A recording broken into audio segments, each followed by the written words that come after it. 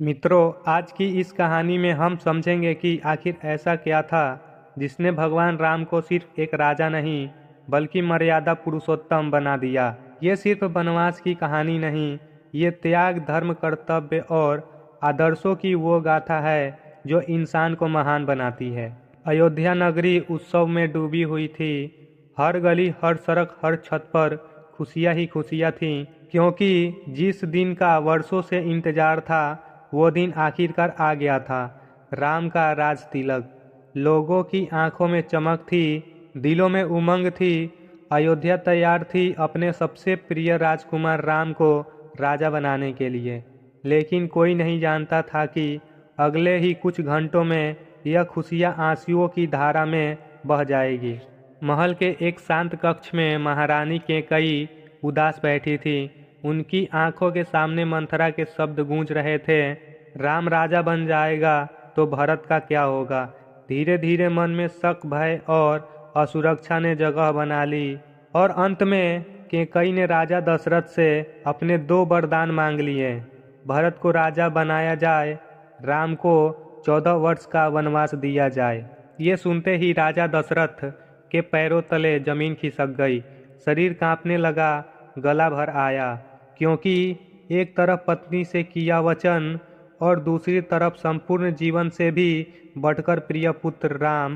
राजा दशरथ ने हर कोशिश की कैकेयी अपना निर्णय बदल दे, लेकिन कैकेयी अडिग थी। दशरथ बेबस थे।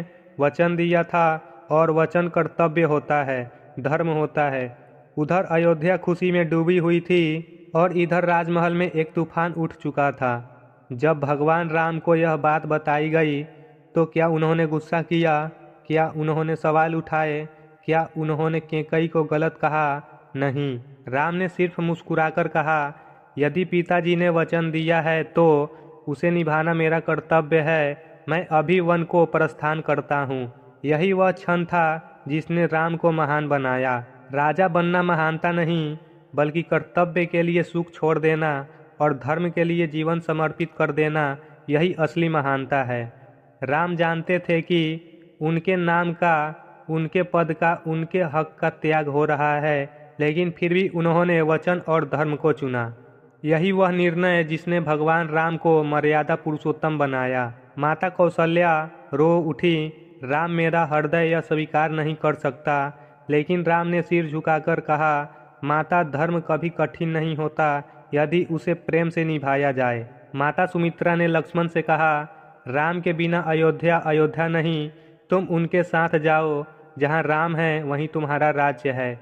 और लक्ष्मण तुरंत तैयार हो गए। सीता माता ने कहा, प्रभु, जब एक पत्नी पति के साथ सुख में रहती है तो उसे दुख में भी उसके साथ ही रहना चाहिए।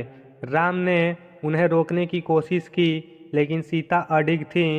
इस प्रकार राम, लक्ष्मण और सीता तीनों वन के लिए निकल पड़े। राजमहल से लेकर गलियों तक हर कोई राम को रोकना चाहता था। लोग उनके साथ चलने लगे। कोई रो रहा था, कोई चिल्ला रहा था, कोई उनके पैरों पर गिर रहा था। लेकिन राम कहते गए, यदि अयोध्या मुझसे प्रेम करती है तो उसे मेरे निर्णय का सम्मान भी करना होगा। और धीरे धीरे भीड़ पीछे छूटती गई। राम आगे बढ़ते गए। धरती पर उनके कदम पड़ते रहे और उनके पीछे पूरा अयोध्या रोता रहा। राम का वनवास सिर्फ एक सजा नहीं थी, ये एक संदेश था कि पद, शक्ति, सिंहासन इंसान को महान नहीं बनाते। महान वह है जो परिस्थिति कैसी भी हो, धर्म का साथ नहीं छोड़ता।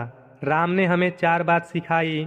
कर्तव्य सबसे बड़ा है, वचन का पालन करना ही धर्म है, त्याग में भी शांति होती है और अहंकार का त्याग और विनम्रता का रास्ता ही सर्वोच्च है। आज हम सब अपने लाभ, गुस्से, सुविधा और इच्छाओं को सबसे ऊपर रखते हैं, लेकिन भगवान राम ने दिखाया कि असली महानता त्याग में है, धर्म में है, कर्तव्य में है। वनवास ने राजपाट छीन लिया, पर राम को राम बना दिया।